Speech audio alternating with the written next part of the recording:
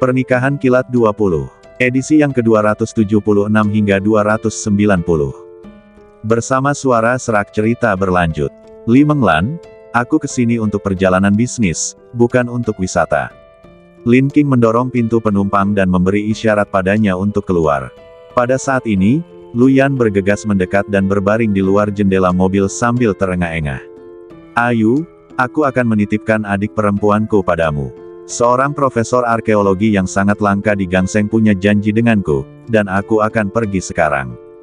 Setelah mengatakan ini, dia pergi tanpa menunggu Lin King menolak. Li Menglan menangkupkan kedua tangannya dan bersikap genit terhadap Lin King. Kakak Yu, aku mengandalkanmu. Rumah sakit tempat kita membuat janji bertemu terletak di dekat sekolahmu, sangat dekat. Tinggal berkendara ke sekolahmu dan antar aku. Melihat Lin King masih tidak setuju, Li Menglan menatapnya dengan tatapan kasihan. Apa kau tega meninggalkan wanita hamil dengan anak kembar sepertiku di pinggir jalan? Aku tidak mengenal tempat ini, dan kakak laki-lakiku tidak ada di sana, jadi aku akan takut. Diam, Li Menglan, aku bukan laki-laki. Tidak ada gunanya kau bersikap seperti anak manja padaku. Lin King meliriknya ke samping.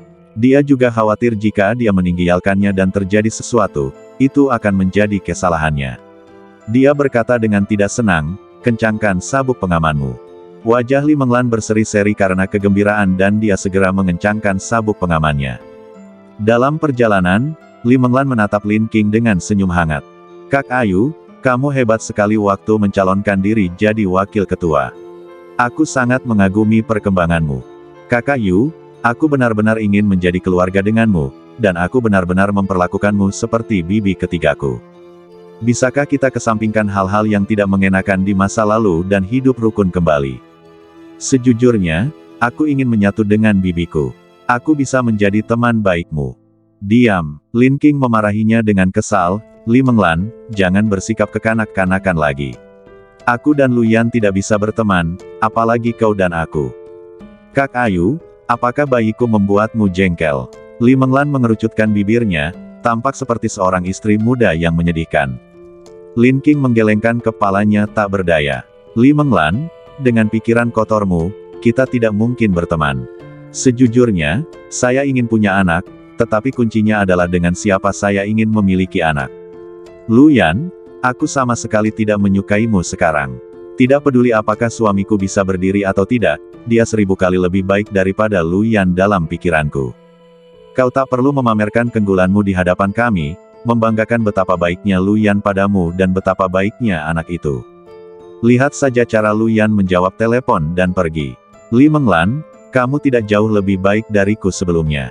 Wajah Li Menglan menjadi gelap dan dia tercekik dan tidak bisa berkata apa-apa. Setelah makan malam tadi malam, dia menyaksikan kemegahan dan kemewahan kelas atas, yang membuatnya semakin ingin menikah dengan keluarga Lu. Dia menjadi semakin serakah. Selain menginginkan reputasi, dia juga menginginkan cinta penuh dari Lu Yan. Tapi Lu Yan benar-benar batu yang bau dan keras di toilet. Tidak peduli seberapa keras kamu mencoba, itu tidak akan menjadi hangat atau harum. Melihat Li Menglan akhirnya tenang, Lin King tak kuasa menahan diri untuk menggodanya lagi. Menurutku kamu benar-benar berani. Beraninya kamu naik mobilku dengan perut buncit. Seperti yang diharapkan, wajah Li Menglan berubah, dan dia tanpa sadar melindungi perutnya. Kamu, apa maksudmu? Lin King tersenyum jahat. Apakah kamu tidak takut aku akan berpura-pura tidak bisa menghentikan dan menyingkirkan anakmu?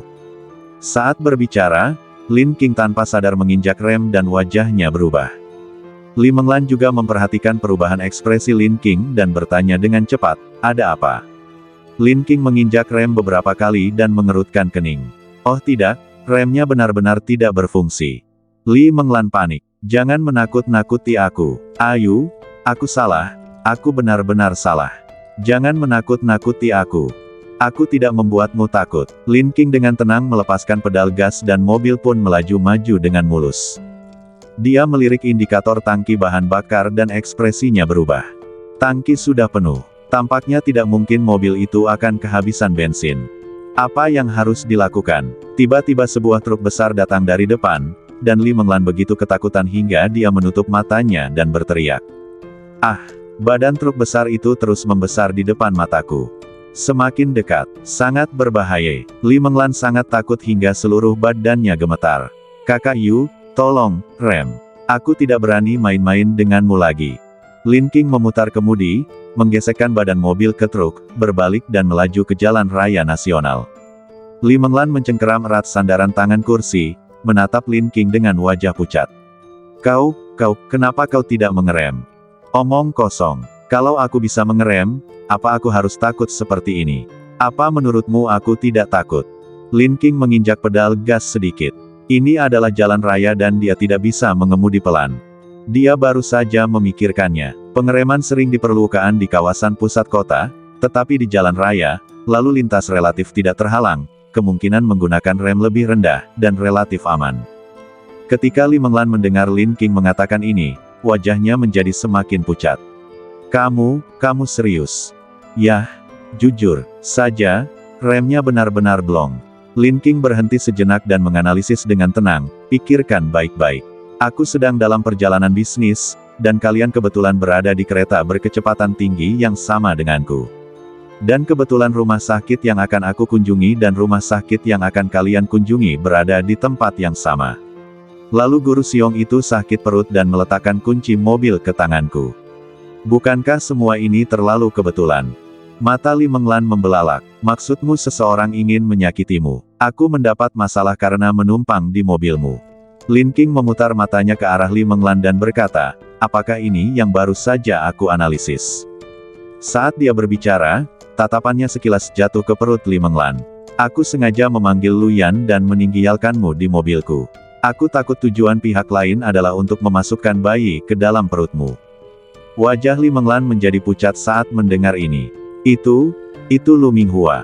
Dia sengaja memberitahu Lu Yan tadi malam bahwa seorang teman datang ke rumah sakit Gangseng untuk menguji jenis kelamin bayi dan memesan bidan di sini. Dia berkata bahwa dia harus membuat janji terlebih dahulu, kalau tidak dia tidak akan bisa membuat janji dengan dokter saat melahirkan. Lin King tertawa sinis. Sekalipun Lu Minghua yang melempar umpan, kamu harus bersedia memakan umpannya. Terus terang, Li Menglan sombong dan ingin meniru wanita kaya lainnya dan datang ke Hong Kong untuk melahirkan seorang anak. Anak tersebut akan memiliki kartu identitas Hong Kong segera setelah ia lahir, sehingga akan jauh lebih mudah baginya untuk belajar di luar negeri daripada di Jiangseng. Terlebih lagi, biaya melahirkan seorang anak di Hong Kong mencapai jutaan. Kedengarannya sangat bergengsi. Setelah Li Menglan dibeberkan oleh Lin King, raut wajahnya berubah kaku.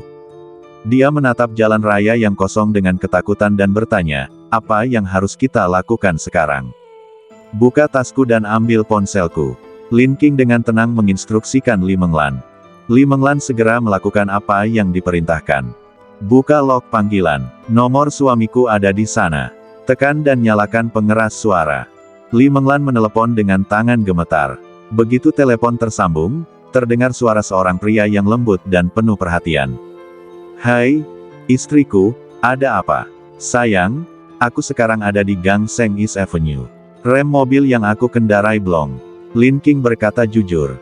Suara tenang lusun terdengar dari ujung telepon yang lain.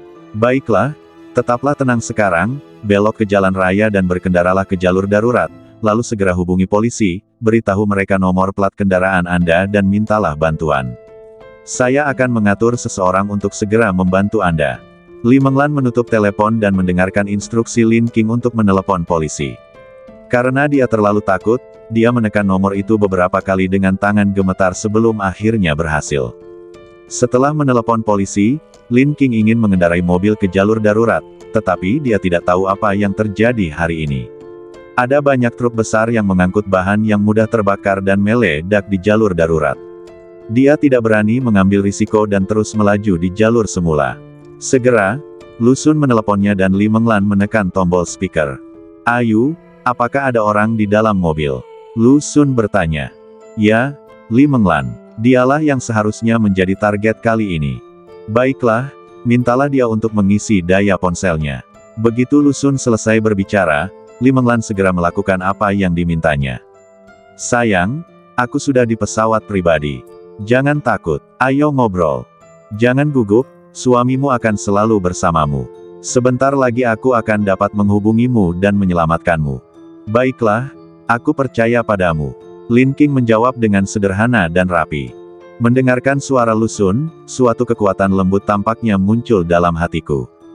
Li Menglan memegang pegangan tangan dengan wajah pucat, dia merasa iri dan cemburu saat itu.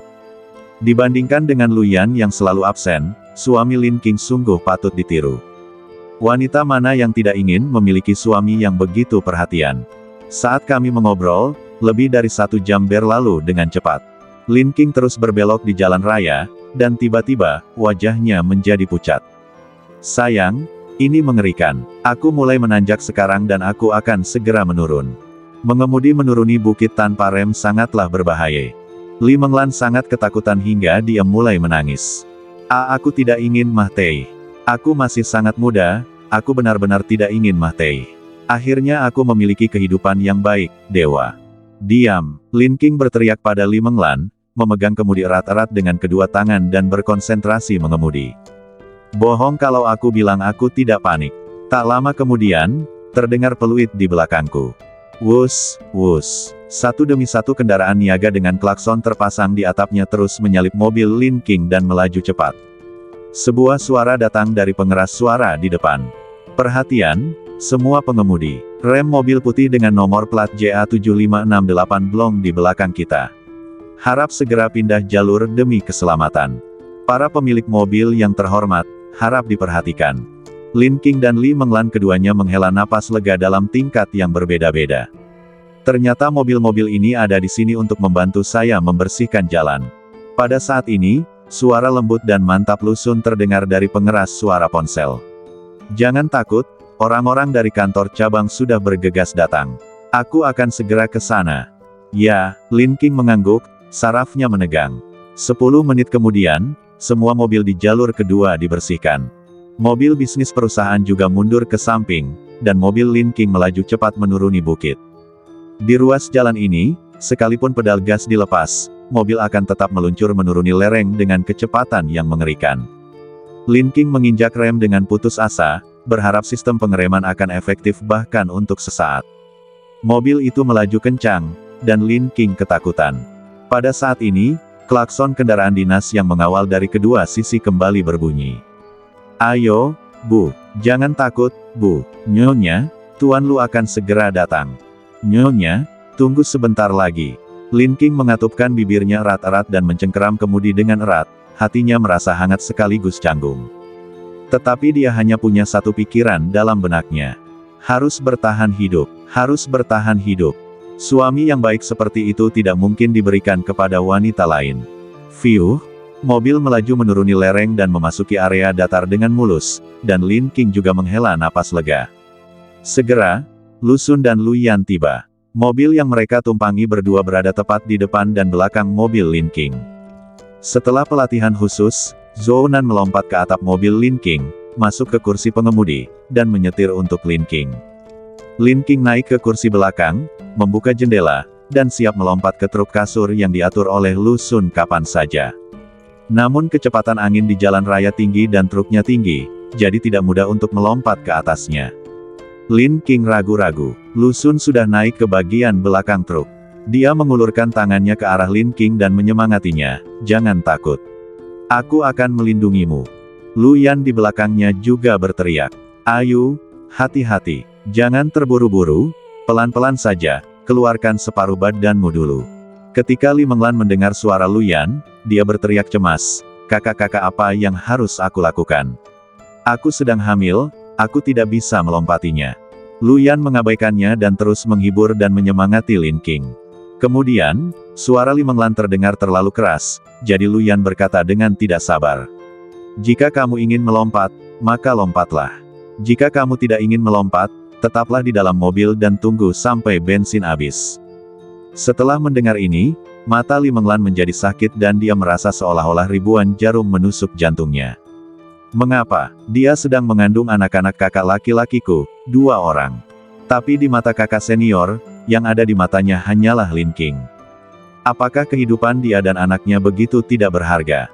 Pada saat Li Menglan teralihkan perhatiannya, Lin King sudah mengeluarkan separuh badannya dari mobil, siap untuk memanjat. Namun, pada saat kritis, sebuah mobil hitam dengan plat nomor cloning menabrak mobil Lin King. Apapun yang terjadi, dia hanya ingin Lin King mati. Tanpa sempat berpikir, Lu Xun berdiri dari kursi roda, melompat, memeluk Lin King, berguling ke samping dengan cepat, menghantam pagar dengan badannya, dan memeluk Lin King erat-erat. Mendesis, Lu Xun merasakan sakit di punggungnya dan secara naluriah mengerang. 2 atau 3 mobil di jalan raya melaju kencang melewati mereka, hampir menggores badan mereka. Adegan itu sungguh mendebarkan. Pada saat ini, sedan berpelat nomor hitam itu mengabaikan peraturan berkendara di jalan raya, berbalik, dan melaju lurus ke arah Lu Xun dan Lin King dengan kecepatan penuh. Sangat berbahaya. Melihat ini, pupil mata Lu Yan tiba-tiba mengecil, dan dia memutar setir dengan sekuat tenaga, menabrak mobil hitam itu. Dengan suara keras, mobil itu terlempar dari arah semula dan menabrak pagar di samping. Bagian depan kedua kendaraan rusak parah. Kepala Lu Yan membentur kantung udara dan dia pingsan. Sang pengemudi, sambil menutupi kepalanya yang berdarah, melompat keluar dari mobil dengan cepat, memanjat pagar, dan berguling menuruni sisi gunung. Lin King dipeluk erat oleh Lu Xun, hanya ada beberapa goresan dangkal di sekujur badannya. Ketika dia sadar kembali, dia memeluk Lu Xun erat-erat, memegangnya dengan perasaan terlahir kembali dan emosi tak berujung. Pria ini mempertaruhkan nyawanya untuk menyelamatkannya berkali-kali, yang sangat menyentuh hatinya. Tapi saraf Lin King juga tegang hingga ekstrim saat ini. Dia menghela napas ringan, lalu pingsan. Ketika dia membuka matanya lagi, dia mendapati dirinya di bangsal. Apakah Anda merasa tidak nyaman di bagian manapun? Lu Xun bertanya dengan lembut, merasakan suhu dahinya. Lin King menggelengkan kepalanya dan menatap kaki Lu Xun saat dia duduk kembali di kursi roda. Dia ingin menanyakan sesuatu, tetapi Lu Xun mengusap kepalanya. Bersikaplah baik, setelah itu kamu harus beristirahat dengan baik. Jika kamu merasa tidak nyaman di bagian manapun, jangan lupa untuk memberi tahu dokter. Istri Presiden Zhou kebetulan ada di sini, saya memintanya untuk membantu menjagamu. Aku akan memeriksa pembunuhnya sekarang. Bukankah itu Lu Minghua? Lin King segera meraih tangan Lu Xun, saat kita di dalam mobil. Li Menglan memberitahuku bahwa Lu Minghua lah yang membawanya ke sini. Lu Xun tidak tega membuatnya takut, jadi dia menghiburnya dengan suara lembut. Jangan terlalu banyak berpikir, serahkan masalah ini pada suamimu. Selamat beristirahat. Sekarang semua bukti mengarah pada Lu Minghua, tetapi saya masih khawatir dan perlu menyelidiki lebih lanjut. Pengemudi tadi jelas-jelas datang untuk menjemputnya dan Lin King. Terlebih lagi, setelah mengalami luka serius, pengemudi dapat melarikan diri dari pandangannya dengan cepat dan bersih. Selama keseluruhan proses, tidak ada sedikit pun kepanikan, yang hanya dapat dicapai oleh seseorang yang telah menjalani pelatihan khusus. Sangat sulit bagi Lu Minghua dan Qi Mingyue untuk menghubungi para pembunuh yang terlatih khusus.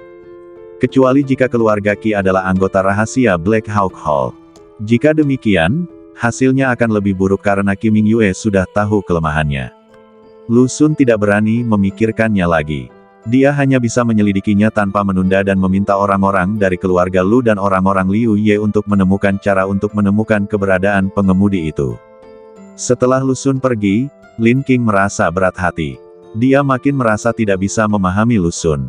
Tampaknya dia membawa banyak misteri dan tidak lagi menjadi tuan ketiga yang lemah, tak berdaya, dan terpuruk. Begitu Lu Xun pergi, Lu Yan didorong masuk dengan kursi roda. Melihat ini, Lin King berdiri tegak karena takut. Lu Yan, kakimu. Lu Yan menunjukkan senyum aneh dan puas. Ayu, akhirnya aku mempertaruhkan nyawaku untukmu sekali. Lin King mengerutkan kening, tidak mengerti apa maksud Lu Yan. Apa artinya mempertaruhkan nyawamu untuknya lagi? Bukankah aku pernah menyelamatkannya saat aku terjun ke dalam api sebelumnya? Begitu bibir Lin King bergerak, sebelum dia bisa mengatakan apapun, Li Menglan bergegas masuk dengan ekspresi panik dan berjongkok di samping Lu Yan. Kakak, apakah kakimu sudah tidak bisa merasakan apa-apa lagi? Kakak, kalau kakak nggak kuat berdiri, gimana nasib aku dan anak kita nanti? Li Menglan tidak dapat menahan tangis ketika dia membayangkan Lu Yan akan menjadi seperti paman ketiganya di masa depan. Li Menglan meraih tangan Lu Yan dan meletakkannya di perutnya. Kakak, apakah kamu merasakannya? Kedua anak itu baik-baik saja. Bayi kita sangat kuat. Ya, Lu Yan menanggapi dengan wajah muram, tidak terlalu tertarik. Begitu dia bangun, dia mendengar pengawal keluarga Lu mengatakan bahwa mobilnya kehabisan bensin dan berhenti, dan Li Menglan tidak terluka. Dia berpikir bahwa kedua anak ini benar-benar pandai menanggung kesulitan. Karena pemikiran ini, dia menjadi semakin yakin bahwa dia tidak mencintai Li Menglan. Karena aku tidak mencintai mereka, aku tidak bisa berusaha cukup keras untuk menipu diriku sendiri agar mencintai kedua anak ini. Lu Yan mengabaikan Li Menglan dan menatap lurus ke arah Lin King. Paman San bersedia mengorbankan nyawanya untukmu. Ah Yu, aku juga bisa.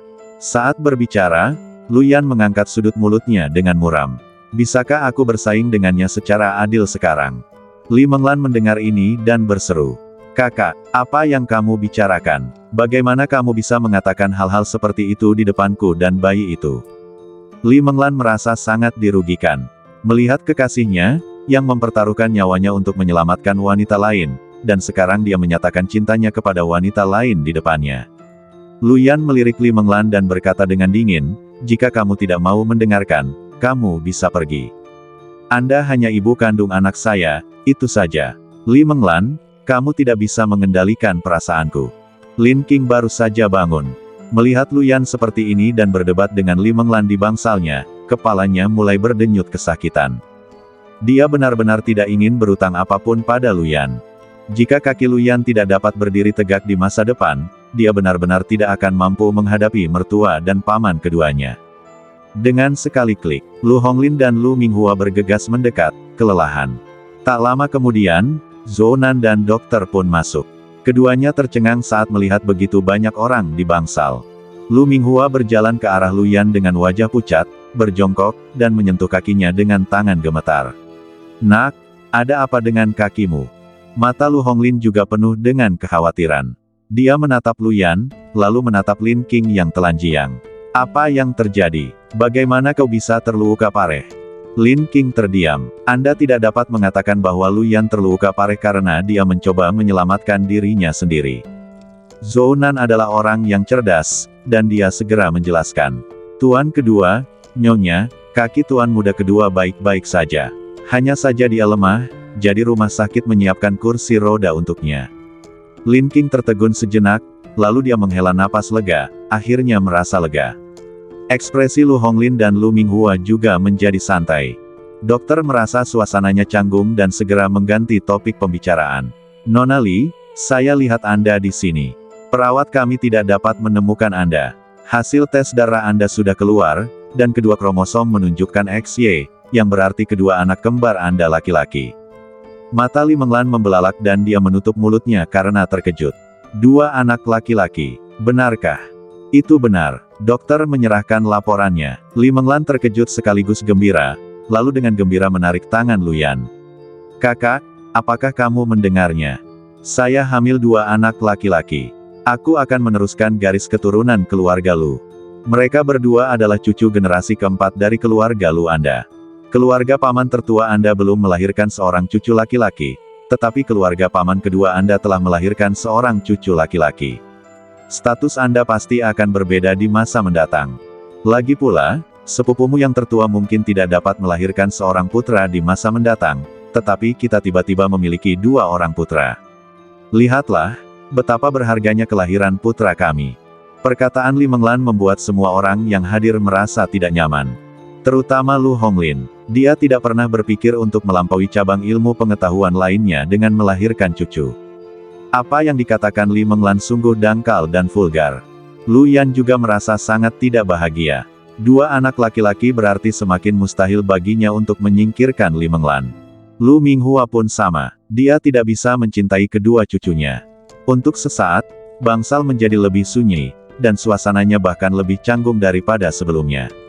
Dengan sekali klik, beberapa polisi berseragam masuk dan menunjukkan kartu identitas mereka. Permisi, siapa di antara kalian yang bernama Lu Minghua? Itu aku. Lu Minghua penuh dengan tanda tanya.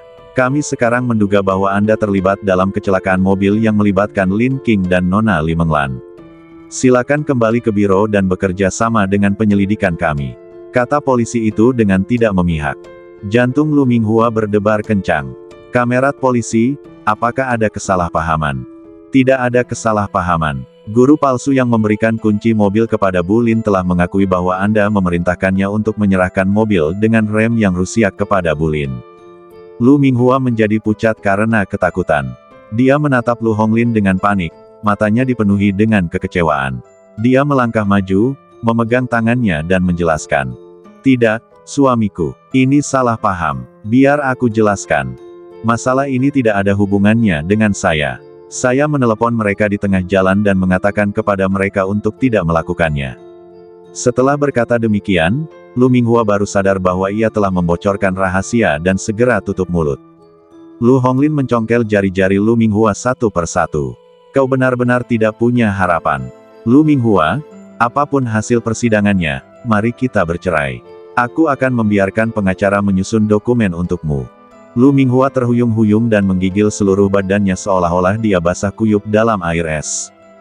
Kamu ingin menceraikanku. Ya, mata Lu Honglin penuh dengan tekad, dasar wanita jahat. Tidak peduli seberapa tidak sukanya aku pada Li Menglan, dia tetap punya 2 nyawa dalam perutnya. Mobil ini, ditambah 2 anak, berarti 4 nyawa. Bagaimana Anda bisa membuat keputusan seperti itu? Keluarga Lu saya tidak menginginkan wanita yang melanggar hukum. Mulai hari ini, kamu bukan lagi anggota keluarga Lu kami. Saya, Lu Honglin, tidak akan pernah menoleh ke belakang. Lu Minghua merasakan sesak di dadanya dan dia hampir tidak bisa bernapas. Dia terus menggelengkan kepalanya. Tidak, suamiku, dengarkan penjelasanku. Bukan seperti itu. Aku dijebak. Sebelum Lu Minghua bisa menjelaskan sesuatu, petugas polisi memborgolnya dan membawanya pergi dengan paksa. Bangsal menjadi sunyi lagi. Lu Honglin terjatuh di sofa, merasakan sakit yang teramat sangat. Ia tidak pernah menyangka bahwa mereka berdua baik-baik saja saat sedang menyaksikan bunga sakura di pagi hari, namun hal seperti ini akan terjadi di sore harinya. Lu Minghua adalah wanita yang sangat kejam, dia tidak bisa mengubah sifatnya.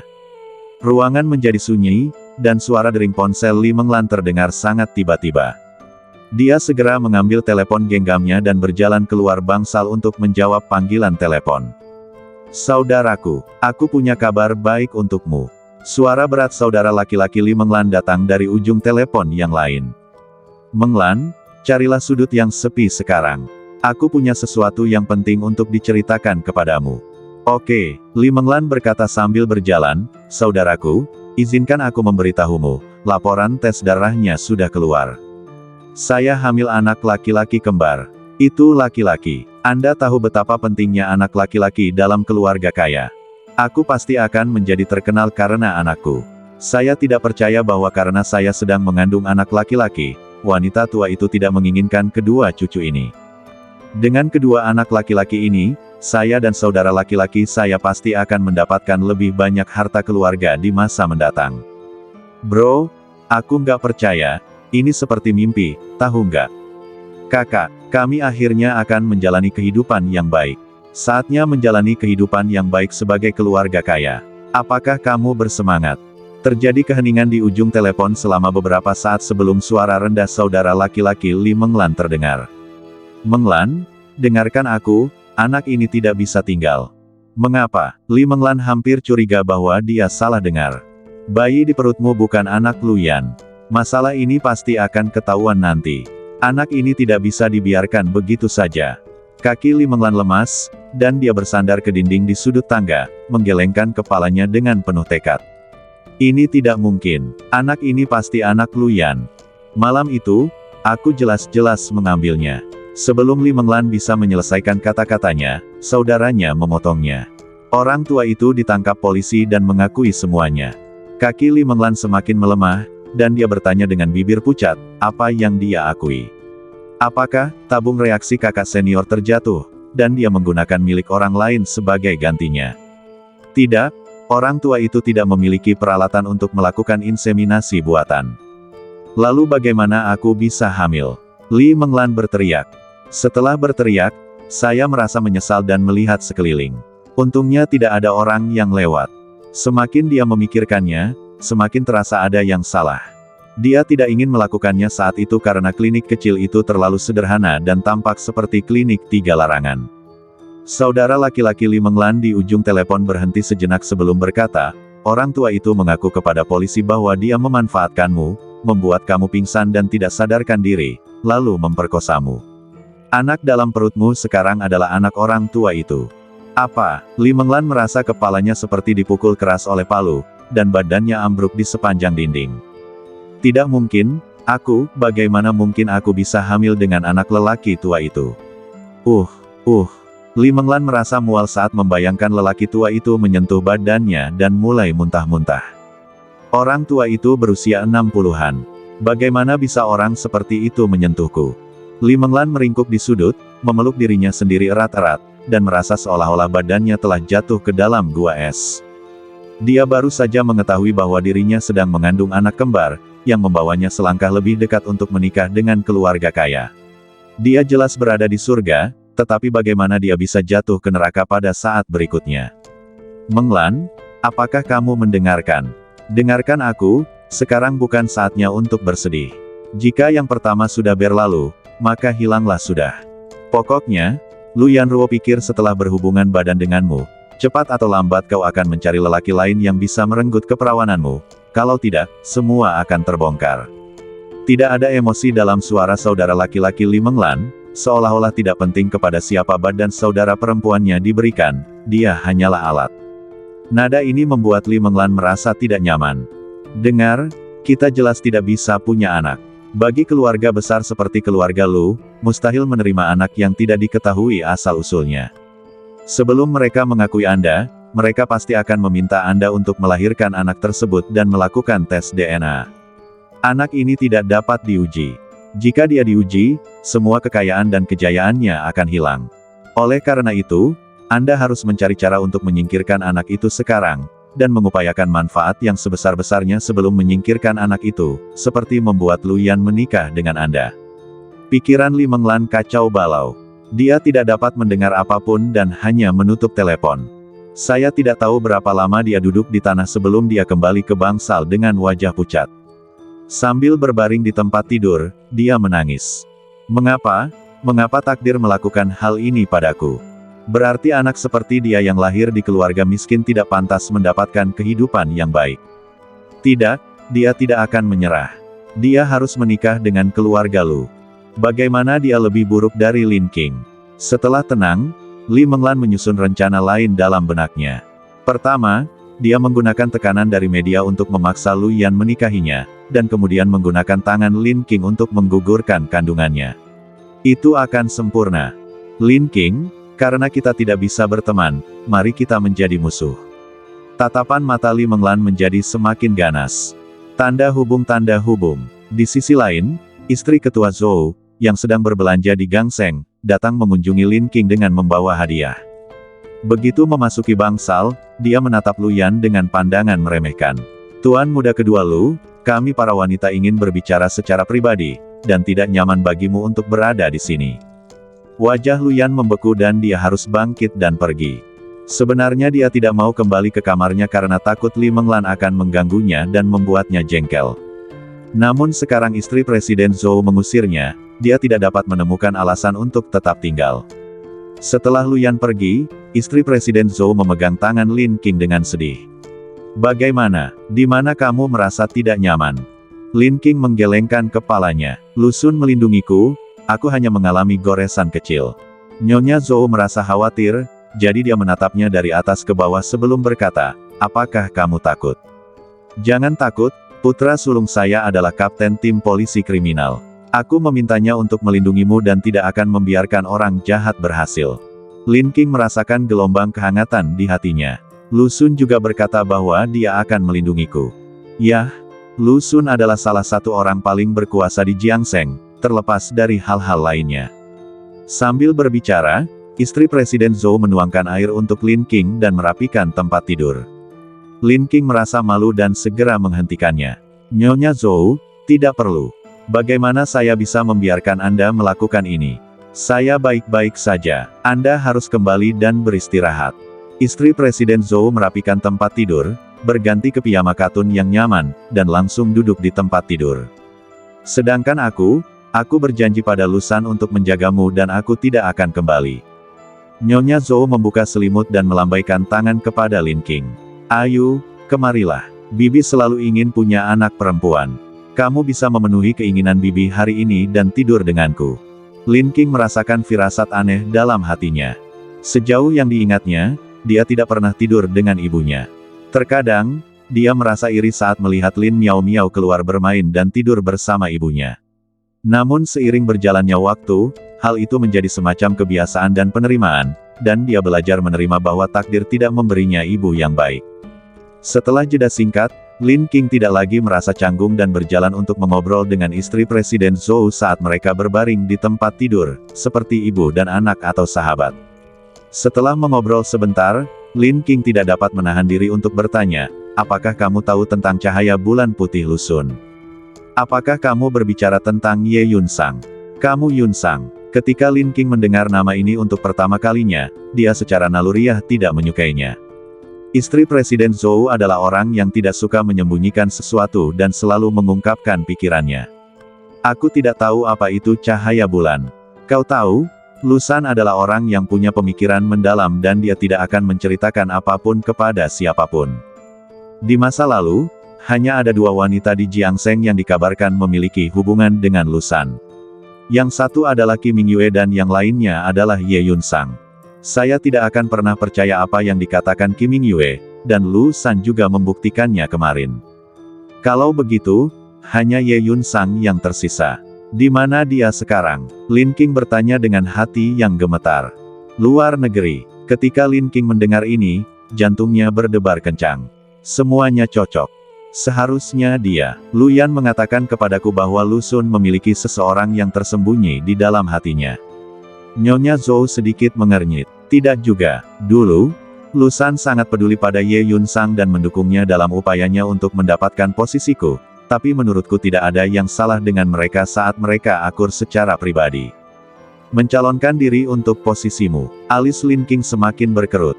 Ya, ketika asosiasi perawatan wanita pertama kali didirikan, suami saya meminta saya untuk mencalonkan diri. Suaraku cukup kuat saat itu, dan Lu San bahkan memintaku untuk memberikannya kepadanya secara pribadi.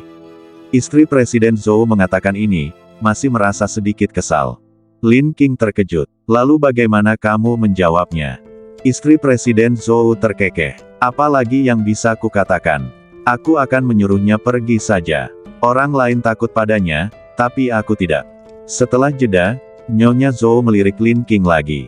Apa, kamu cemburu? Lin Qing mengangguk. Dia benar-benar melakukan itu untuk wanita itu. Benarkah cinta pertama lebih tak terlupakan? Aku tidak tahu tentang itu, tapi aku adalah cinta pertama Lao Zhou. Adapun Ye Yunsang, aku selalu merasa Lu San memperlakukannya berbeda darimu. Bagaimanapun, saat itu saya menolak dan Lu San tidak mempersulit saya. Ye Yunsang menjadi wakil ketua, tetapi dia pergi ke luar negeri setelah hanya beberapa hari menjabat. Istri Presiden Zhou mengusap kepala Lin Qing dan berkata, jangan biarkan imajinasimu menjadi liar. Di usia Lu San, setiap orang punya masa lalu. Kamu, jangan membuat dirimu sendiri tidak bahagia. Kuncinya adalah dia milikmu sekarang, dan dia hanya perlu memperlakukanmu dengan baik. Lin Qing mengangguk, merasa agak gelisah dan sedikit masam. Istri Presiden Zhou membicarakan beberapa topik di antara para wanita, dan sebelum tidur, dia mendesah. Andai saja kamu adalah putriku. Lin Qing sangat mengantuk sehingga dia tertidur tanpa mendengar kata-kata terakhir Nyonya Zhou. Pada saat ini, istri Presiden Zhou merasa sedih dan tidak bisa tidur. Sambil menatap langit-langit, dia teringat putri kecilnya yang telah meninggal dalam kebakaran. Jika dia tidak meninggal, dia mungkin setua Lin Qing. Pada saat ini, di pusat penahanan, Lu Minghua sangat bersemangat. Saya perlu bertemu pengacara saya. Saya Nyonya Lu, saya ingin bertemu suami saya. Karena identitasnya, staf tidak berani tidak membantunya menyampaikan pesan, dan membantunya menghubungi keluarganya dan Lu Honglin satu demi satu. Akibatnya, keluarga Lu tiba di pusat penahanan lebih dulu. Orang yang datang adalah pengurus rumah tangga ayah Lu Minghua. Kepala pelayan tua itu membungkuk sedikit dan berkata, Tuan meminta saya untuk membantunya menyampaikan beberapa patah kata. Dia berkata bahwa dia sudah tua dan kesehatannya buruk dan tidak tahan dengan siksaan seperti ini. Wajah Lu Minghua berubah, dan dia panik. Apa maksud ayahku? Apakah dia ingin menyerah padaku? Pengurus rumah tangga tua itu menyampaikannya tanpa ekspresi. Yang dimaksud orang tua itu adalah kita harus mendengarkan negara dan menghadapinya sesuai dengan apa yang dikatakan negara. Keluarga lu kita tidak akan pernah pilih kasih. Daripada menarik wanita muda itu keluar dan membiarkannya hidup dalam ketakutan di usia tuanya, lebih baik membiarkanmu menerima pendidikan dari negara di penjara. Lu Minghua memegangi pagar dengan gembira. Tidak, ayahku tidak akan mengatakan itu. Bagaimana dengan saudaraku? Saudaraku tidak khawatir. Jika saudara perempuannya ditangkap, apakah dia tidak akan mampu berdiri tegak di lingkungan orang kaya di masa depan? Kepala pelayan tua itu menggeleng, mengira wanita muda itu belum menyadari kesalahannya, lalu mendesah. Tuan muda tertua dan kedua sama-sama berpikir bahwa ini bukan pertama kalinya Anda ditangkap. Mereka sudah terbiasa dengan hal itu, dan itu sama sekali tidak memalukan. Setelah berkata demikian, kepala pelayan tua itu berbalik dan pergi. Begitu kepala pelayan tua itu pergi, Lu Honglin mengikutinya. Ketika Lu Minghua melihat Lu Honglin, dia merasa gembira. Suamiku, aku tahu kamu tidak akan mengabaikanku. Lu Honglin duduk di hadapan Lu Minghua dan berkata dengan tegas, saya di sini untuk membahas prosedur perceraian dengan Anda. Tidak, Honglin, kau tidak akan sekejam itu padaku. Lu Minghua hendak berdiri ketika ia ditahan oleh penjaga penjara. Honglin, kumohon percayalah padaku. Kali ini benar-benar tidak ada hubungannya denganku.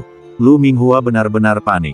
Keluarganya tidak menginginkannya, dan jika Lu Honglin menceraikannya, dia benar-benar tidak akan punya apa-apa. Lu Honglin mengemukakan beberapa pengakuan di atas meja. Wakil Presiden mengakui bahwa Anda adalah orang yang menyuruhnya pergi ke Gangseng untuk belajar dan pertukaran. Guru penerima tamu palsu itu juga mengakui bahwa Andalah yang mengaturnya. Rekaman panggilan Anda juga ada di telepon yang ditinggalkan di mobil oleh pengemudi yang melarikan diri. Bagaimana Anda ingin menyangkal semua hal ini? Wajah Lu Minghua membiru dan dia memukul meja dengan penuh semangat. Itu tidak mungkin. Aku bahkan tidak kenal pengemudi itu. Bagaimana mungkin aku meneleponnya? Tiba-tiba, Lu Minghua sepertinya memikirkan sesuatu dan membeku. Itu Qi Mingyue. Waktu Qi Mingyue lagi makan malam, dia bilang baterai ponselnya habis dan minta pinjam ponselku. Itu dia. Ini semua salah Jalang itu. Suamiku, percayalah, aku sudah betul-betul berubah menjadi lebih baik. Saat aku bersamamu, aku mengatakan pada Qi Mingyue untuk menghentikan rencana itu, tetapi dia menolak. Lu Honglin dengan tegas mendorong perjanjian perceraian.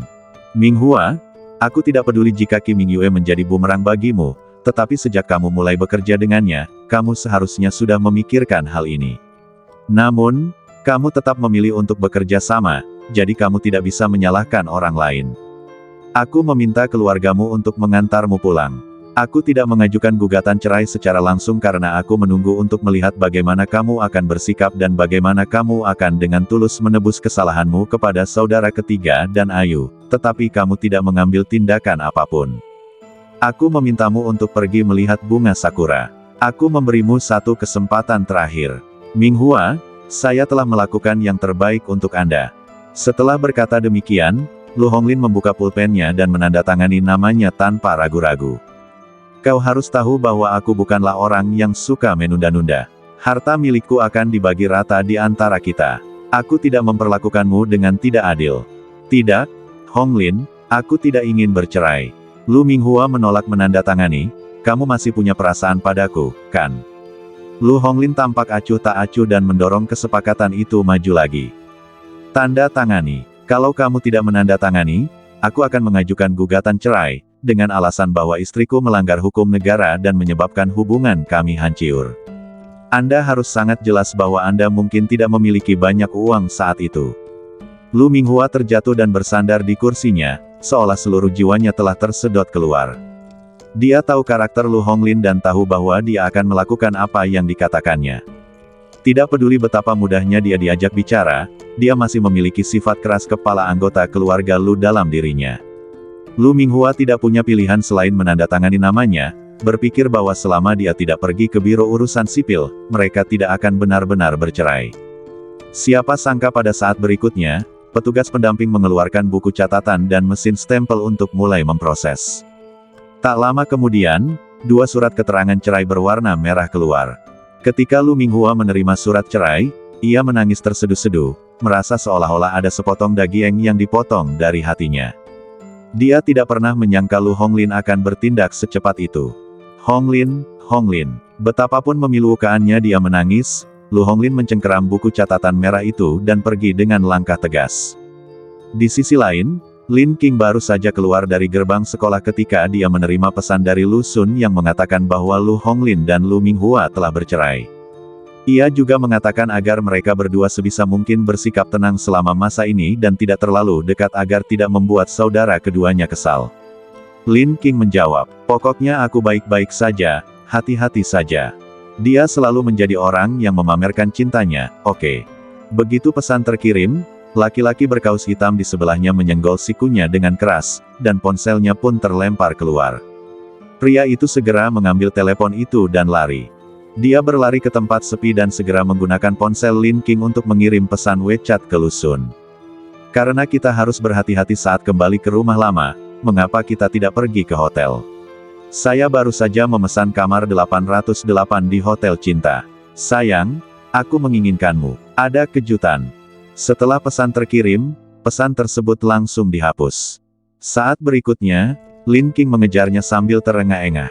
"Aku akan mengembalikannya padamu. Berhentilah mengejarku." Sambil berkata demikian, lelaki itu melempar teleponnya dan berlari ke arah berlawanan. Lin Qing baru saja mengangkat teleponnya ketika panggilan video aneh masuk. Begitu panggilan tersambung, wajah Qi Mingyue yang riasannya tebal muncul di layar. Dia melengkungkan bibir merahnya dan memainkan ujung rambutnya tanpa sadar. "Lin Qing, Tuan ketiga memintaku untuk datang ke Hotel Cinta. Bagaimana kalau aku mulai siaran langsung agar kamu bisa melihat betapa mesranya kita?" Lin Qing tertegun sejenak, dan reaksi pertamanya adalah bahwa Qi Mingyue mencoba menimbulkan masalah lagi. Saya sungguh mengaguminya. Wajahnya bengkak terakhir kali, tetapi dia melupakannya begitu cepat. Terlepas dari apapun, dia benar-benar mempercayai Lu Xun dalam hal check-in ke kamar hotel bersama wanita lain. Qi Mingyue menatap tatapan bingung Lin Qing, dan mengangkat bibir merahnya yang besar dengan rasa puas yang semakin meningkat. "Apa, tidak berani melihat? Lihat, ada tayangan gratis yang bisa ditonton, kenapa tidak ditonton saja?" Lin Qing menjawab dengan tenang, dengan hati-hati mengamati lingkungan sekitar dalam video. Qi Mingyue masih berjalan, memegang ponselnya dan mengobrol dengannya. Itu adalah koridor di sebuah hotel. Kelihatannya sudah dibersihkan dan tidak ada seorang pun di sana. Qi Mingyue berjalan ke kamar di ujung koridor dan membuka pintu dengan kartu kamar. Melalui detail inilah Lin Qing melihat logo hotel dan nomor kamar. Qi Mingyue menaruh ponselnya di atas meja di kamar dan menyentuh rambutnya dengan genit. "Tunggu sebentar, aku perlu mandi." Setelah mengatakan itu, Qi Mingyue berjalan ke kamar mandi. Pada saat ini, Lin Qing dengan cepat memanggil mobil di jalan, memberi tahu alamat hotel dan melaju ke sana. Setelah tiba di hotel, Lin Qing tidak terburu-buru untuk menangkap pezina. Sebaliknya, dia menemukan kafe terdekat, memesan secangkir kopi, dan duduk. Sejujurnya, dia juga penasaran bagaimana reaksi Lu Xun. Ketika Qi Mingyue keluar dari kamar mandi, dia melihat Lin Qing duduk di sebuah kamar pribadi kecil. Dia telah memesan kopi dan kue kecil. Tatapan santai itu langsung membuatnya marah. "Lin Qing, apakah kamu tidak gugup sama sekali? Tuan ketiga akan segera berhubungan seks denganku." Qi Mingyue menyipitkan matanya dan menatap Lin Qing dalam video. "Atau, kamu sama sekali tidak peduli dengan tuan ketiga? Kamu hanya menyukai kekuatannya. Itulah sebabnya kamu tidak gugup sama sekali." Lin Qing tersenyum, bersandar pada sofa empuk, mengambil kopi, dan menyeruputnya dengan elegan. "Qi Mingyue, kamu panik. Sebenarnya, kamu tidak yakin bisa tidur dengan tuan ketiga, kan?" Qi Mingyue yang terekspos, tertegun sejenak, lalu meraung marah. "Siapa bilang aku panik? Lin Qing, jangan coba-coba membuatku kesal. Aku tidak akan tertipu." Qi Mingyue mencoba menenangkan amarahnya dan mengeluarkan beberapa piyama yang dibuat khusus dari tasnya. Yang satu merupakan pakaian pembantu, yang satu merupakan pakaian renda tembus pandang, dan yang satu merupakan piyama sutra antik. Masing-masing lebih besar dari lainnya.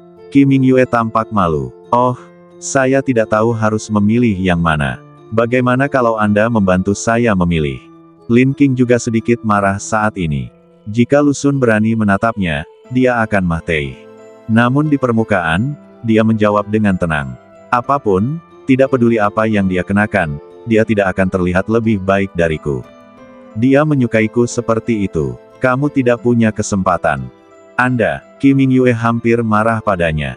Suasana hatinya yang baru saja dia miliki untuk merayu Lu Xun hancur total. Dia mengulurkan tangan dan menekan tombol mute untuk mencegah Lin King mengeluarkan suara dan mengganggu mereka, lalu menyembunyikan telepon itu dalam pot bunga palsu, menghadap pintu masuk ruangan. Dengan cara ini, Lin King akan dapat melihat Lu Xun saat dia tiba. Setelah melakukan semua ini, dia memilih pakaian pembantu dan mengenakannya. Dia ingat wanita jalang Lin King terakhir kali berkata bahwa Lu Xun menyukai hal semacam ini. Setelah berganti pakaian menjadi pelayan yang keren, jantung Kim Mingyue mulai berdebar kencang.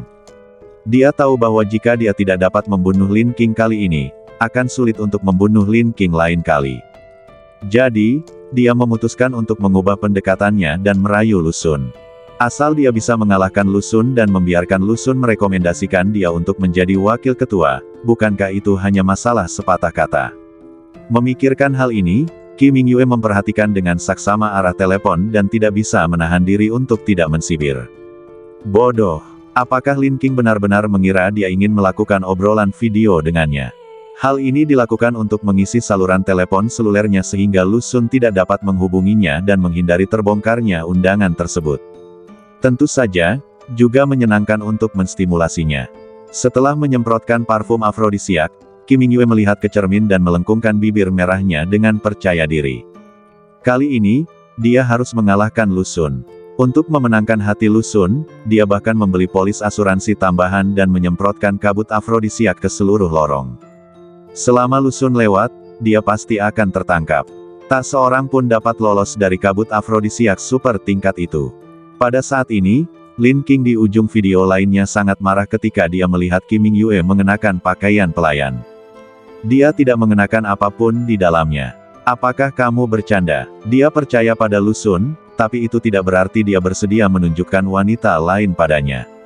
Lin King meraih telepon dan segera berjalan menuju hotel. Pada saat ini, dua ketukan di pintu terdengar dari video ponsel. Kim Mingyue segera bergegas seperti kupu-kupu untuk membuka pintu. Pintu kamar hotel terbuka, memperlihatkan sosok ramping dan wajah tampan Lu Xun. Saya pergi ke janji temu itu sendirian dan saya tidak menggunakan kursi roda. Wajah Kim Mingyue berseri-seri karena kegembiraan, sementara mata Lin King membelalak karena terkejut. Lu Xun berdiri. Pria di depannya memiliki perawakan tinggi dan punggung tegak, dan jelas berbeda dari pria di kursi roda. Tapi itu dia, suaminya. Lin King tidak dapat menggambarkan keterkejutan di hatinya, tetapi kemudian perasaan marah karena ditipu juga muncul. Lu Xun, bagus sekali. Dia berbohong padanya bahwa dia tidak bisa berdiri, dan sekarang dia berani menatap wanita lain. Dia menutup telepon dan segera berjalan menuju kamar 808 di hotel. Adapun Kim Mingyue, begitu dia melihat Lu Xun, dia benar-benar terpesona dan jantungnya berdebar kencang. Alasan utamanya adalah Lu Xun sangat menawan, terutama karena dia berdiri saat ini. Dia memiliki postur tegak dan aura yang kuat. Dia mengenakan setelan jas biru tua bermotif gelap yang disetrika rapi dan bersandar di ambang pintu dengan satu tangan di saku celananya. Di bawah pencahayaan yang samar-samar, wajahnya menjadi lebih tampan dan menarik, dan mata panjangnya di balik lensa dipenuhi dengan rasa jijik yang kuat. Tetapi semakin dia meremehkannya, semakin besar keinginan Kim Mingyue untuk menaklukkannya, dan dia mati-matian berusaha menjadikannya miliknya. Tuan ketiga, Anda sudah di sini. Kim Mingyue mengacak-acak rambut panjangnya, suaranya terdengar genit. Dia berbalik dengan percaya diri dan berkata, ini adalah pakaian pelayan favoritmu. Tuan ketiga, kali ini, aku tidak akan bersikap pendiam lagi. Selagi dia berbicara, Kim Mingyue dengan antusias bergegas menuju Lu Xun. Lu Xun mengangkat kakinya dengan cepat, membidik lututnya, dan menendang ke bawah sekuat tenaga. Kim Mingyue merasakan nyeri di lututnya dan kehilangan keseimbangan, lalu terjatuh dengan satu lutut. Dia mendongak ke arah Lu Xun dengan keraguan di hatinya. Tuan ketiga, apakah Anda menyukai lagu seperti ini? Lu Xun menatap Kim Mingyue tanpa ekspresi. Aku datang ke sini untuk sopir. Apakah menurutmu aku akan tertipu oleh trik ceroboh seperti itu?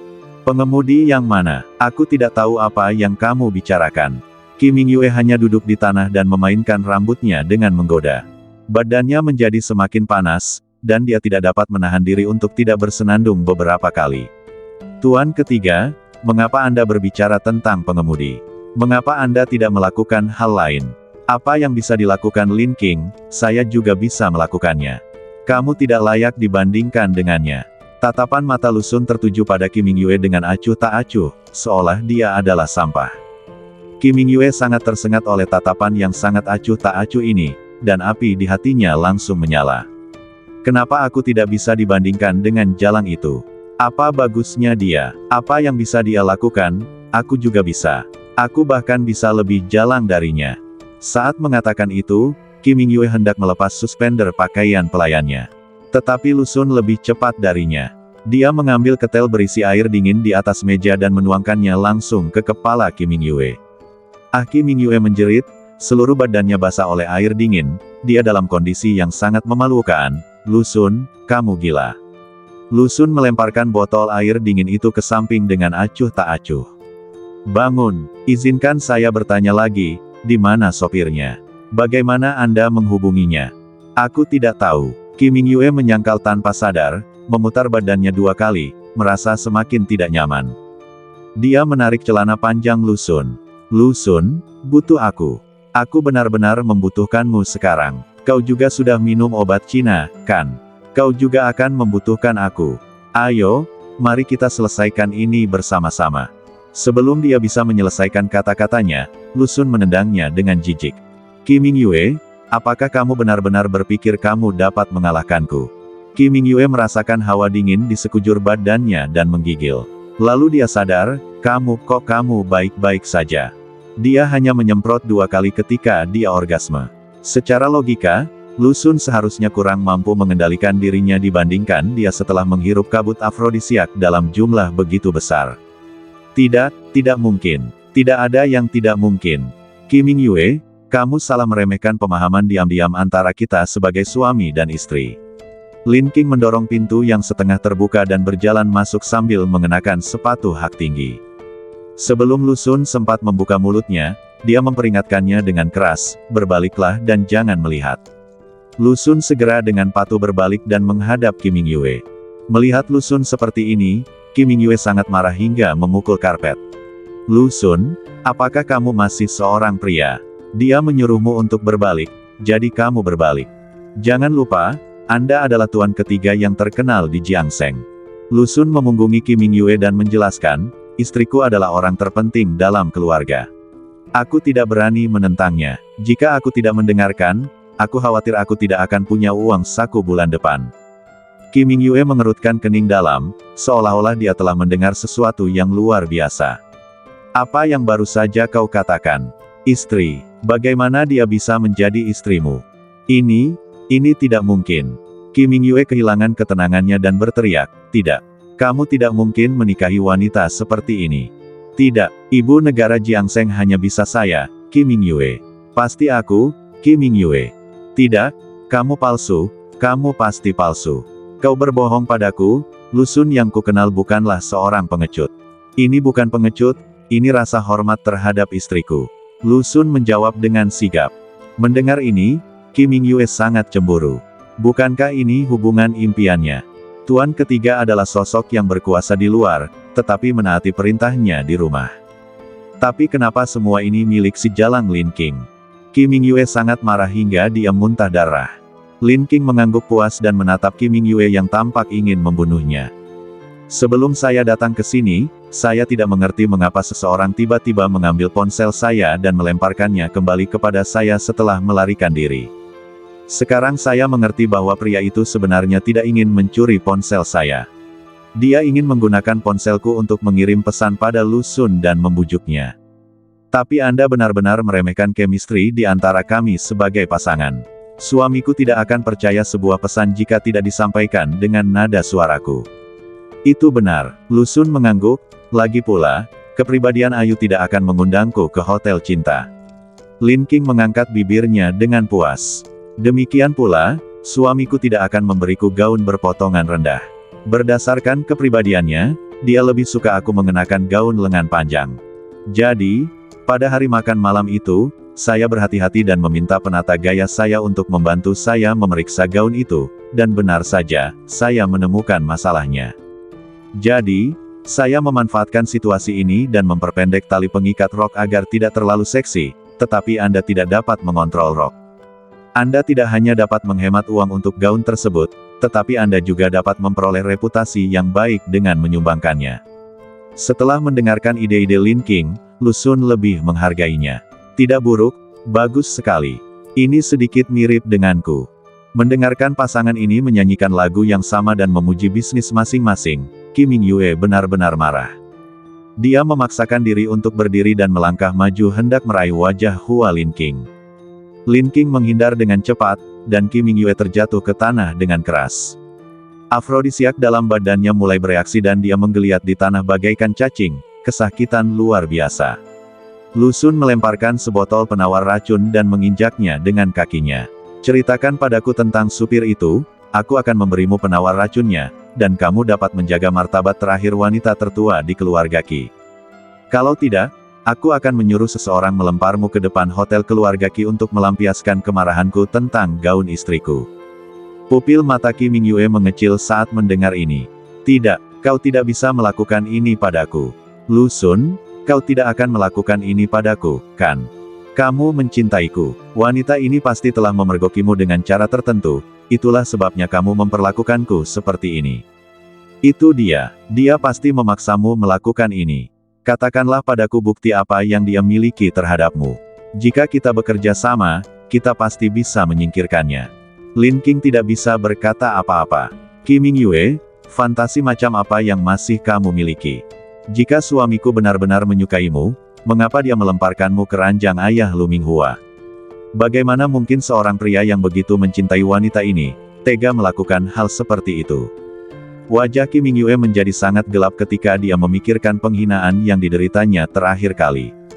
Membuatnya mengakui bahwa Lu Xun tidak mencintainya akan lebih menyakitkan daripada membiarkannya mati.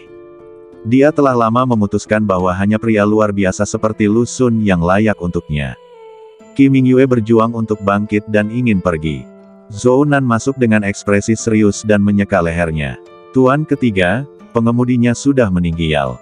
Ini adalah metode penanganan standar Black Hawk Hall. Mendengar ini, Lu Xun tiba-tiba mengepalkan tinjunya. Sisa-sisa Black Hawk Hall memang masih ada di sana. Dia melirik Zhou Nan dan berkata, dalam hal ini, Kim Mingyue tidak berguna. Lempar saja dia ke depan hotel keluarga Qi agar dia tidak terlihat mengganggu. Ya, Zhou Nan menanggapi dengan cepat, menatap Kim Mingyue dengan jijik, melepas mantelnya untuk menutupinya, menggendongnya di pundaknya dan berjalan keluar ruangan. Kim Mingyue digendong dan terus berteriak, Lu Xun, kau tidak akan melakukan ini padaku. Lu Xun, kamu mencintaiku. Lu Xun, di seluruh Jiangsheng, hanya kami yang paling cocok. Lin King, jangan terlalu puas diri. Lu Xun tidak menceritakan semuanya padamu dan mempercayaimu dalam segala hal. Kakinya baik-baik saja, aku sudah mengetahuinya lebih awal daripada dirimu. Zhou Nan merasa terganggu dengan keributan Kim Mingyue, jadi dia memukul bagian belakang kepalanya dengan tangannya, dan dia pun langsung terdiam. Ketika Lin King mendengar kata-kata Kim Mingyue, dia menyipitkan matanya dan melirik Lu Xun. Dia mengetahuinya lebih awal dariku. Lu Xun tersedak. Ini, aku bisa menjelaskannya. Apa yang ingin kamu jelaskan? Lin King menyipitkan matanya dan menatap Lu Xun dari atas ke bawah. Dia tinggi dan tegap, tampan, dan dalam kondisi sehat, tampak sangat menarik. Dia sama sekali tidak tampak seperti pria sakit-sakitan yang duduk di kursi roda. Oke, hebat sekali Lu Xun. Aku online setiap hari untuk belajar akupuntur, berpikir aku akan belajar cara menyembuhkan kakimu, tapi ternyata kau berbohong padaku. Dia tampak seperti akan segera mati saat bersamaku, dan itu sama halnya ketika dia datang menemui Kim Mingyue. Saat dia marah, Lin King meraih tasnya dan memukul dada Lu Xun, lalu berbalik dan pergi dengan marah. Lu Xun terkejut dan segera mengejarnya. Istriku, dengarkan aku, dengarkan penjelasanku. Begitu suara itu berakhir, Duan Xiaobai kebetulan berjalan ke arah mereka. Melihat pasangan itu bertengkar, dia langsung menepuk pahanya. Ah, San, kamu bisa berdiri sekarang. Sudah kubilang obat yang diberikan oleh pengusaha WeChat itu manjur. Seorang kakek berusia 90 tahun yang lumpuh selama 10 tahun mampu berdiri setelah meminum obat. Aku tidak punya teman sebodoh itu. Apakah ini benar-benar membantu saya? Seperti yang diduga, Lin King mendengus dingin, menepis tangannya, dan terus berjalan maju dengan marah. Lu Xun buru-buru menariknya lagi, dan kehilangan keseimbangan, lalu tertarik ke depan hingga ke lututnya. Dengan bunyi plok, Lin King dan Duan Xiaobai sama-sama tercengang. Lin King dan Duan Xiaobai tertegun sejenak. Bagaimanapun juga, adegan di mana tuan ketiga Jiang Sheng yang berkemauan keras berlutut itu agak menakutkan. Identitas dan rumor Lu Xun semuanya ada di sana, dan dampak dari adegan berlutut di depannya terlalu besar. Lu Xun sendiri juga tercengang. Itu hanya kecelakaan. Itu terutama karena dia sudah terlalu lama duduk di kursi roda dan masih sedikit tidak nyaman untuk berjalan. Mereka bertiga hanya berdiri di sana dalam keadaan linglung. Akhirnya, Lin King bereaksi, menarik tangan Lu Xun, dan berbicara dengan suara rendah. Bangun. Tidak, Lu Xun memalingkan mukanya dan sengaja menjaga badannya tetap tenang. Aku sudah berlutut. Jangan berlutut dengan sia-sia. Mata Lin King membelalak karena terkejut, bertanya-tanya apakah Lu Xun melakukan itu dengan sengaja tadi.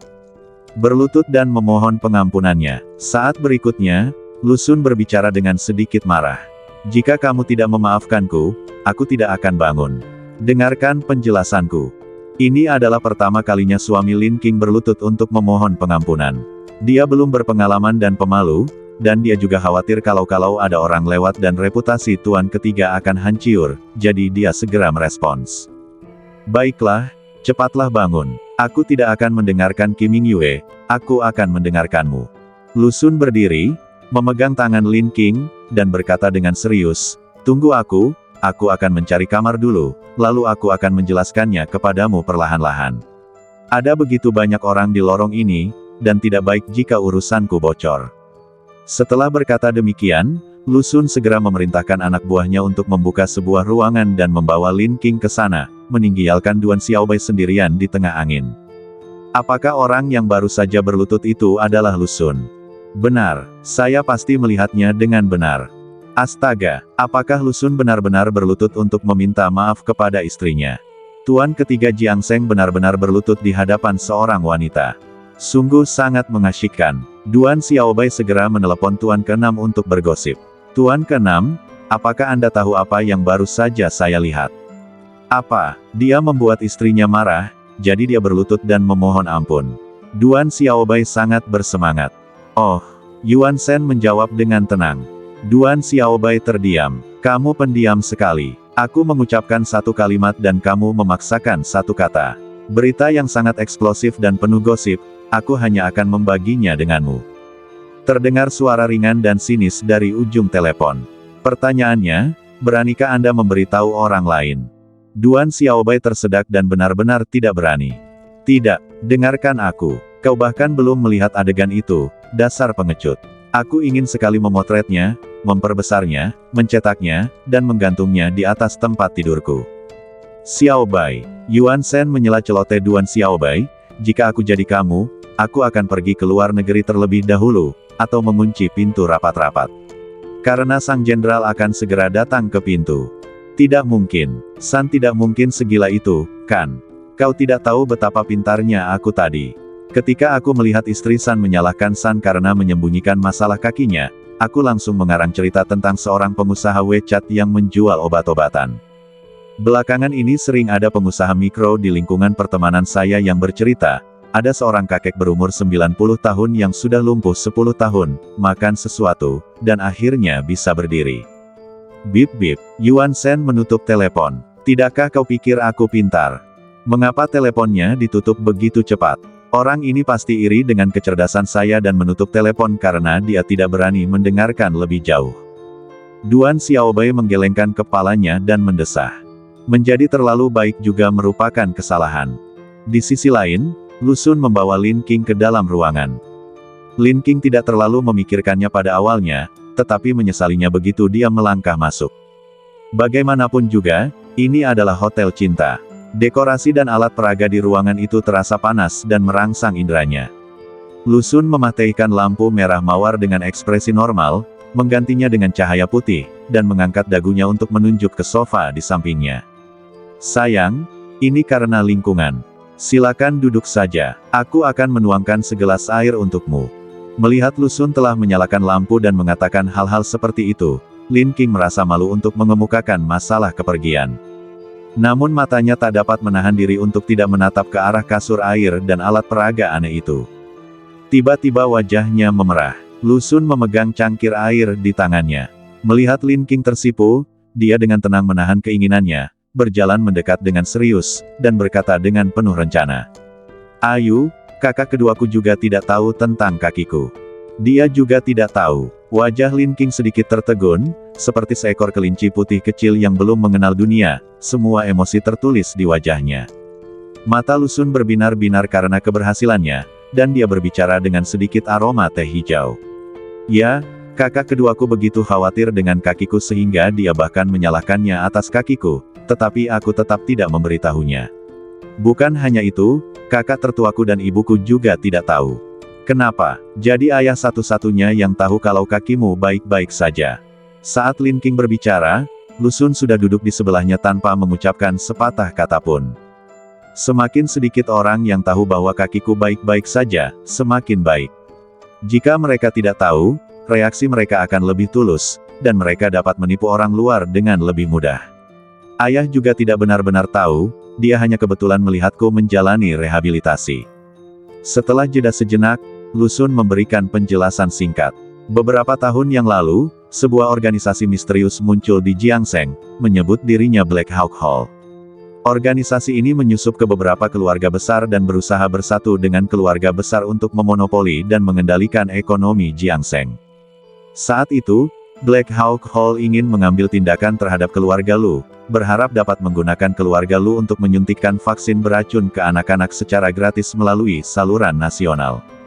Ayahku menolak. Sejak saat itu, Black Hawk Hall dan keluarga Lu berseteru. Selama beberapa tahun setelah itu, terjadi pertikaian rahasia. Baru pada tahun sebelumnya kami menemukan kantor pusat gereja Black Hawk dan memasang jebakan. Kami meminta semua anggota gereja Black Hawk untuk pergi ke kantor pusat untuk rapat, dan kemudian meminta polisi bekerja sama untuk menghancurkannya sekaligus. Terjadilah pertempuran dan ledakan dahsyat saat itu, dan sebagian besar anggota Black Hawk meninggal atau terluka. Menurut anggota mereka, bos mereka meninggal dalam ledakan itu. Mendengar ini, Lin Qing tidak dapat menahan diri untuk bertanya, tapi kamu selalu curiga bahwa pemimpin Aula Black Hawk belum mati. Yah, tidak lama setelah kejadian itu, aku mengalami kecelakaan mobil. Secara kebetulan, cabang keluarga Lu dalam grup itu juga mengambil beberapa tindakan, jadi aku tidak bisa memastikan untuk saat ini apakah insiden ini dilakukan oleh Black Hawk Hall atau cabangnya. Lu Xun mengatakan yang sebenarnya. Lin Qing mengangguk. Kamu mengundurkan diri dan menciptakan ilusi bahwa kamu telah kehilangan kekuasaan di dunia luar. Apakah kamu ingin melihat apakah orang di balik layar akan muncul? Lu Xun mengangguk. Ya, Ayuku memang pintar. Pipi Lin Qing memerah saat dia dipuji. Lalu mengapa kamu tidak berpura-pura sekarang? Dan di depan Qi Mingyue. Ayu, kamu cemburu. Lu Xun meliriknya sambil terkekeh. Lin Qing merasa bahwa dia tidak bisa berpura-pura di depan Lu Xun, jadi dia berhenti berpura-pura. Ya, itu sangat cemburu. Lu Xun mengangkat sudut mulutnya dengan suasana hati yang baik dan memeluk orang di pangkuannya. Ayuku, aku berdiri di depan Qi Mingyue karenamu. Karena aku. Lin Qing sedikit tertegun. Yah, terakhir kali dengan Lu Wei, kamu menghilang, dan aku berdiri dengan tergesa-gesa, dan Qi Mingyue melihatku. Jadi aku tidak repot-repot berpura-pura kali ini. Lu Xun berkata sambil tersenyum penuh kasih. Ayu, hanya kamu yang bisa menghancurkan pertahananku. Jantung Lin Qing berdebar kencang. Dia tidak menyangka segala sesuatunya akan menjadi seperti ini. Tetapi ketika dia bereaksi, dia menemukan bahwa wajah Lu Xun sangat dekat.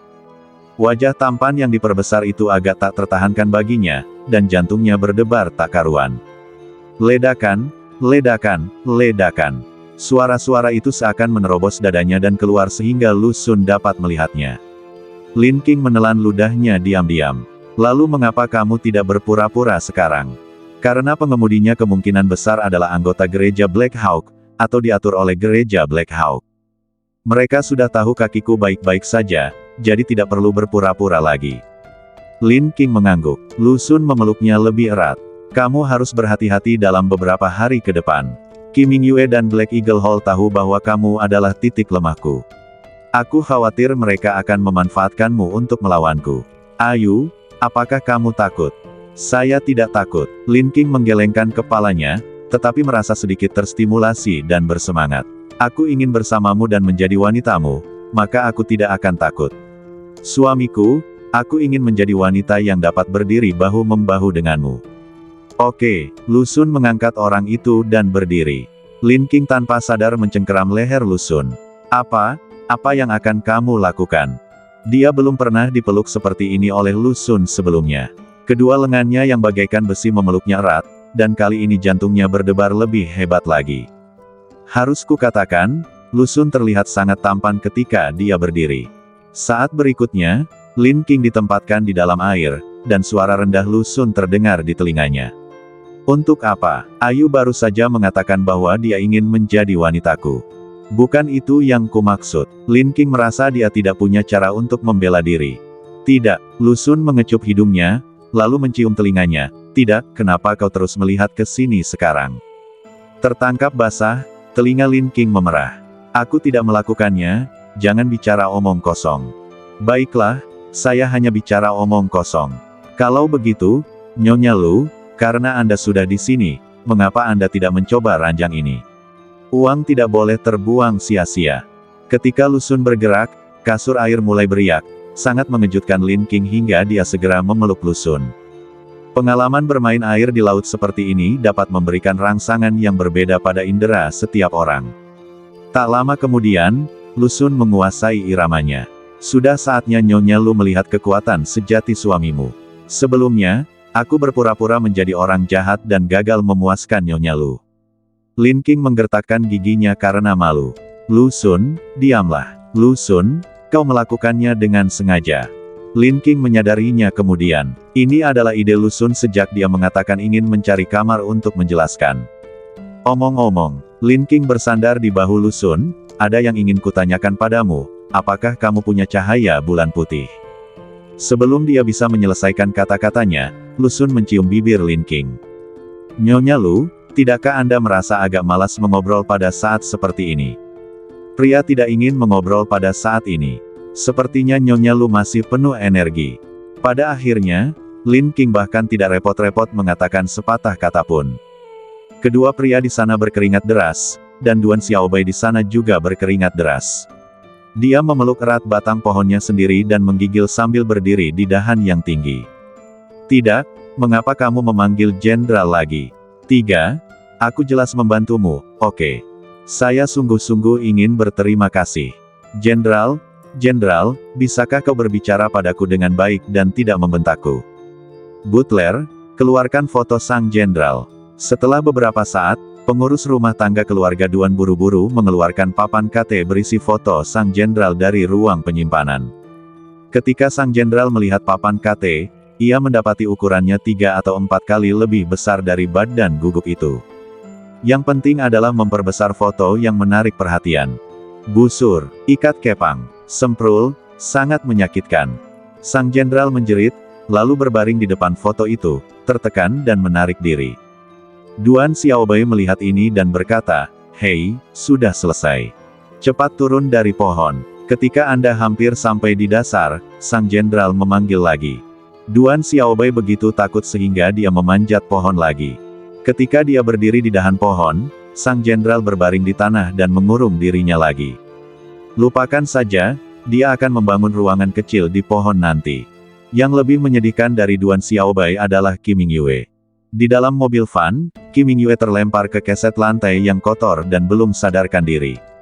Zhou Nan melirik Xia Bei dan bertanya, apa yang akan kamu lakukan? Membuangnya begitu saja. Xia Bei mensibir, buang saja seperti ini, itu tawaran bagus untuknya. Setelah mengatakan itu, Xia Bei membuka tutup botol air mineral dan menuangkannya ke kepala Kim Mingyue. Kim Mingyue langsung terbangun ketika air dingin mengguyur badannya. Ah, puff, Kim Mingyue melompat dari karpet mobil dan berteriak ketika dia melihat pemandangan di depannya. Siapa yang menempatkanku di sini? Kotor sekali. Ah, kau tahu siapa aku? Ketika dia menyingkirkan rambutnya yang basah dan melihat siapa orang itu, dia terkejut. Xia Bei, Zhou Nan, apa yang akan kalian lakukan? Xia Bei menjulurkan lidahnya ke jendela mobil dan menunjuk ke lingkungan di luar. Apakah tempat ini terlihat familiar? Ini adalah hotel tempat keluargamu berinvestasi. Kim Mingyue teringat perkataan Lu Xun, bahwa dia akan mengusirnya seperti ini. Dia begitu takut hingga dia menggelengkan kepalanya dan memeluk erat lengan telanjangnya. Jangan lempar aku ke sini. Kumohon. Gaun ini awalnya bergaya seksi, tidak banyak kain, dan dia tidak mengenakan apapun di baliknya. Bagaimana putri sulung keluarga Qi dapat bertahan hidup di masa depan jika dia terlihat berpakaian seperti ini? Xia Bei, kamu juga seorang wanita, kamu pasti lebih mengerti penghinaan seperti ini, kan? Kim Mingyue begitu takut hingga dia tidak peduli dengan harga dirinya. Dia menarik pergelangan tangan Xia Bei dan memohon, Xia Bei, kumohon, lepaskan aku. Mengapa seorang wanita harus mempermalukan wanita lain? Bersambung.